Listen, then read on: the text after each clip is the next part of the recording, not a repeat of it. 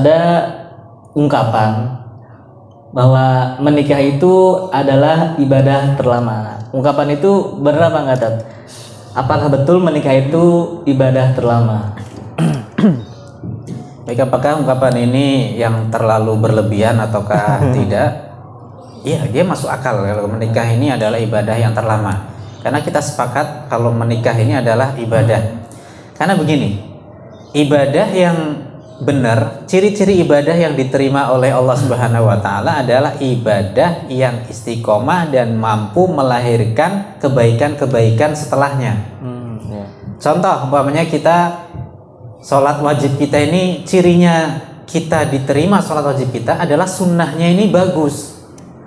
Ramadan kita, salah satu ciri Ramadan diterima oleh Allah adalah setelah Ramadan selesai, puasa sunnah kita ini masih jalan. Nah ini, jadi itu adalah ciri-ciri ibadah ini diterima oleh Allah. Nah, menikah yang diterima artinya nikah yang baik, yang ibadah kita, karena nikah ini termasuk ibadah, adalah ketika nikah ini adalah tujuan utamanya adalah untuk ibadah, kita mengabdi kepada Allah dengan cara kita mengambil seorang pasangan dalam hidup kita untuk menjalani hidup bahtera rumah tangga, di mana tidak hanya kita untuk bersenang-senang semata, tetapi supaya kita ini ada amanah di situ. Kita harus nasihatin istri kita, saling menasehati tadi. Kemudian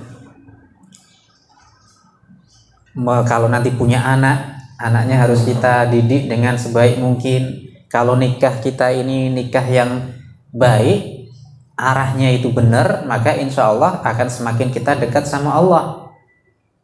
Berapa banyak orang yang menikah justru malah mereka sudah menjauh dari Allah. Ada menikah, sebelum menikah dia pakai menutup aurat, pakai hijab, tapi setelah menikah malah hijabnya kadang dilepas. Bahkan ada yang murtad gara-gara pasangannya. Nauzubillahi min dzalik, seperti itu. Ya kan? Jadi ada yang salah dengan menikah. Kalau menikah ini berjalannya waktu itu, semakin orang ini dekat sama Allah, semakin ibadahnya semakin oke, maka berarti ada ini arah menikahnya ini udah benar. Makanya menikah ini ibadah. Maka ini menikah ibadah, karena menikah ini orang menikah ini kan pinginnya kan kalau didoakan sama orang langgeng sampai kakek-kakek, ninen-ninen, sampai kakek-kakek, nenek-nenek, seperti itu kan dilanggengkan oleh, tidak ada yang memisahkan kecuali kematian, seperti itu. Jadi orang karena apa? Menikah ini ibadah, sehingga apa? Ketika ada orang bercerai, itu kata Nabi apa? Abghadul halali indallahi at-talaq. Perkara yang halal tetapi paling dibenci oleh Allah adalah apa? Adalah perceraian. Makanya sebisa mungkin seorang muslim ini bisa mengarungi bahtera rumah tangganya, jangan sampai ada perceraian, jangan sampai ada perpisahan. Harus memaklumi kekurangan setiap pasangannya. Setiap manusia tidak ada yang sempurna, tidak ada yang ideal, seperti itu kan. Tidak ada manusia yang ideal, tidak ada manusia yang sempurna kecuali baginda Nabi SAW. Maka dalam hal ini menikah ini satu dengan yang lainnya, kelebihannya bisa menjadi penutup kekurangan pasangan, sehingga pas saling melengkapi. Ya, kita tidak mencari kesempurnaan, karena kesempurnaan hanyalah milik Allah Subhanahu wa taala. Seperti itu. Kembali ke tema awal kita, menikah bukan untuk bahagia. Nah, itu maksudnya gimana, Tat? Maksud menikah bukan untuk bahagia itu seperti apa maksudnya? Baik. Bahagia yang dimaksud di sini adalah menikah itu hanya memang murni untuk bersenang-senang. Hanya mencari kebahagiaan duniawi semata. Ada orang yang menikah hanya untuk menghilangkan status, saya sudah menikah, saya tidak dibully lagi oleh teman-teman kita. Setiap lebaran ketemu sama orang tua atau temannya udah menikah, kapan kamu nikah? Pertanyaan horor, kan? Ini pertanyaan horor bagi orang yang masih belum punya pasangan, masih jomblo. Kapan nikah? Ini kan horor loh ini. Ya, kalaupun mau nanya jangan didengar sama orang banyak, kan? Bisik-bisik, kamu belum nikah sih? Nah, kayak gini, atau ini ya. Jadi jangan membuka satu pertanyaan, mengungkapkan satu kekurangan orang lain di hadapan orang banyak. Ini sama aja kita ini bully dia, akhirnya apa yang terjadi? Orang ini bisa tersinggung, marah. Kenapa? nikah ini, tujuan menikah ini bukan untuk bahagia. Bukan berarti bahagia, mencari bahagiaan itu nggak boleh, enggak. Ingat ada satu kisah ketika Qarun, ya. Tahu Qarun yang hidup di masa Nabi Musa alaihissalam. Qarun ini orang kaya raya. Kuncinya aja, kunci apa?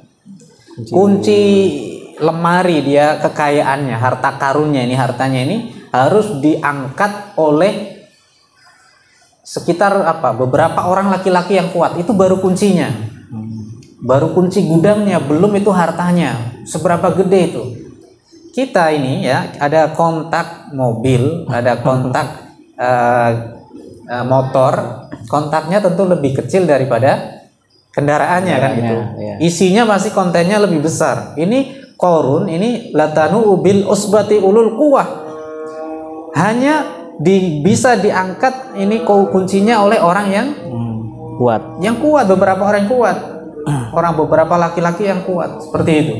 Maka di sini ingat Qarun, id qala lahu qaumuhu la tafrah, ketika Qarun sedang keluar dengan dengan perhiasannya, ya, ada ketika Nabi Musa mengatakan id qala lahu qaumuhu la tafrah, jangan kalian ini bersenang-senang, jangan kalian ini berbahagia. Id qala lahu qaumuhu la tafrah innallaha la yuhibbul farihin. Jadi ketika kaumnya Nabi Musa ini berkata kepada Qarun, la tafrah, jangan kau senang wahai Qarun, jangan kau merasa bahagia dulu. Innallaha la yuhibbul farihin, sesungguhnya Allah tidak suka kepada orang yang suka bersenang-senang. Artinya apa? Bahagia ini boleh. Ada ayat farihin bima atahumullah, seorang yang mati syahid di alam barzahnya mereka berbahagia, farihin. Tetapi farihin di sini kenapa Allah mengatakan Allah tidak suka orang yang berbahagia? Artinya farihin di sini kata Ibnu Abbas al-marah. Al-marihin artinya orang-orang yang bahagianya ini udah kebablasan. Bahagia yang sudah lupa dengan tujuannya apa hidup.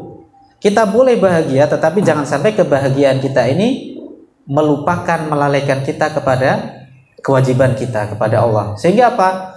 Nikah, ya, saking bahagianya bulan madu, ya kan?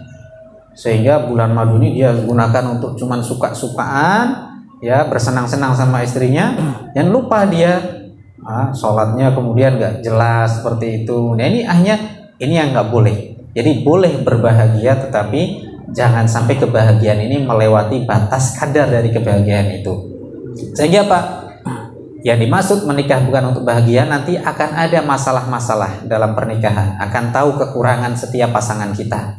Akan kita ketahui sebelum menikah, kita nggak tahu, taunya mungkin secara dohirnya saja, wah cantik, wah cakep dan lain sebagainya, tapi setelah menikah akan tahu kekurangannya.